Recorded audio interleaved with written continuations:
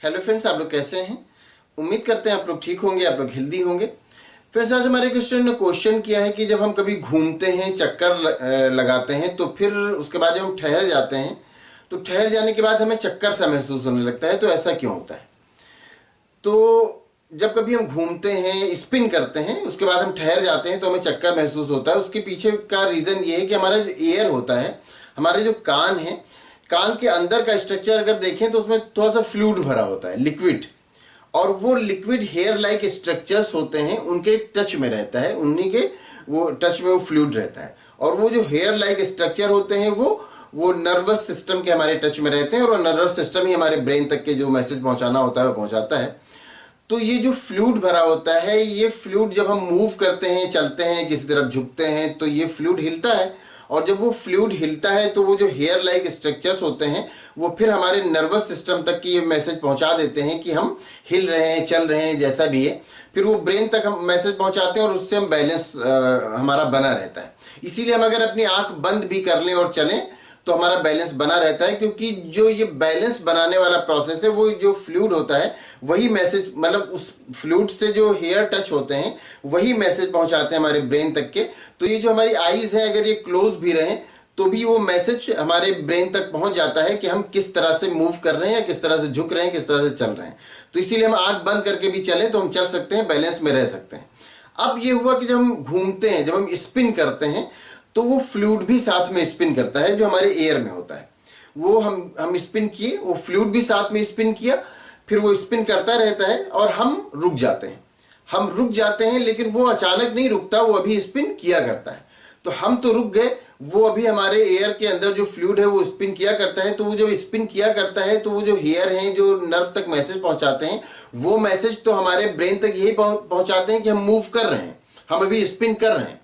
लेकिन हम ठहर जाते हैं तो हमारी बॉडी के और पार्ट या हमारे आई से जो मैसेज जाता है वो मैसेज ये रहता है कि हम ठहरे हुए हैं। तो मैसेज में कंट्राडिक्शन हो जाता है। दो तरह के अब मैसेज हो गए, एक तो वो कि जो कि हमारे एयर से मैसेज जा रहा है, और एक वो जो हमारे आई से या जिस तरह से और दूसरे तरीकों से मैसेज जा रहा है कि हम रुक गए, हम ठहर गए। तो मैसेज में कंट्राडिक्शन होने की वजह से फिर क्या होता है, हमें चक्कर महसूस होने लगता है, या कई बार हमें उल्टी महसूस होने लगती है। इसी तरह का जो आपने क्वेश्चन किया, इसी से मिलता जुलता एक ये भी है कि जब कभी हम सफ़र करते हैं, हम बस में होते हैं, तो क्या होता है, हमें उल्टी सी महसूस होने लगती है। तो उसमें भी यही होता है, हमारे एयर से जो मैसेज हमारे ब्रेन को पहुंच रहा होता है, क्योंकि हमारे एयर में जो फ्लूइड है वो हिल रहा होता है, और उससे हमारे ब्रेन को ये मैसेज जा रहा होता है कि हम मूव कर रहे हैं, हम चल रहे हैं, हम सफ़र कर रहे हैं। लेकिन हमारी आइज़ चूँकि इस तरह से मूवमेंट नहीं देखा करती हैं, हम बैठे हुए होते हैं, हम नीचे देखा करते हैं, हम कुछ पढ़ रहे होते हैं, तो उससे ये मैसेज जाता है कि हम ठहरे हुए हैं, बैठे हुए हैं, हम चल नहीं रहे हैं।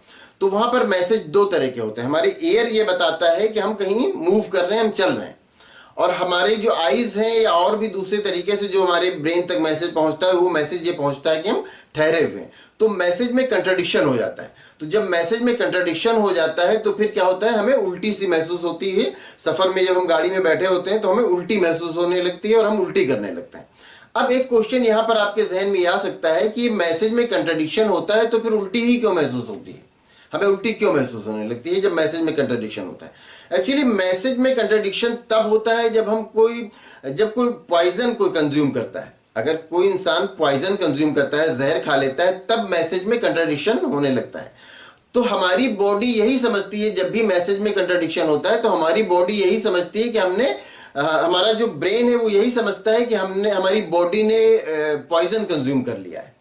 तो हमारी बॉडी ने पॉइजन कंज्यूम कर लिया है, हमने पॉइजन कंज्यूम कर लिया है, ये मैसेज हमारे ब्रेन को जब मिलता है तो हमारा ब्रेन क्या करता है, उसको बाहर निकालने के लिए, वोमिटिंग करने के लिए उसको ऑर्डर करता है कि वोमिटिंग करो, बाहर निकालो उसको, क्योंकि हमने पॉइजन कंज्यूम कर लिया है। ब्रेन को हमारे यही पता चलता है।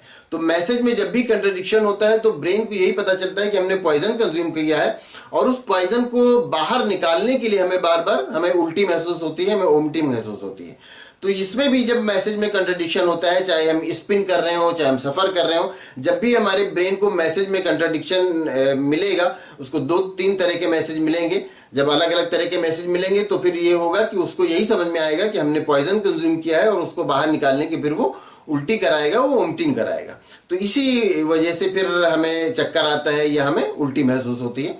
आपका क्वेश्चन ये था कि हम स्पिन करते हैं और फिर स्पिन करते करते रुक जाते हैं तो हमें चक्कर क्यों आता है, हमें वोमिटिंग क्यों महसूस होती है। तो हम उम्मीद करते हैं आपको आपके क्वेश्चन का आंसर मिल गया होगा। अगर इसमें किसी तरह का कोई कंफ्यूजन है या कोई और क्वेश्चन है तो आप पूछ सकते हैं। Thank you.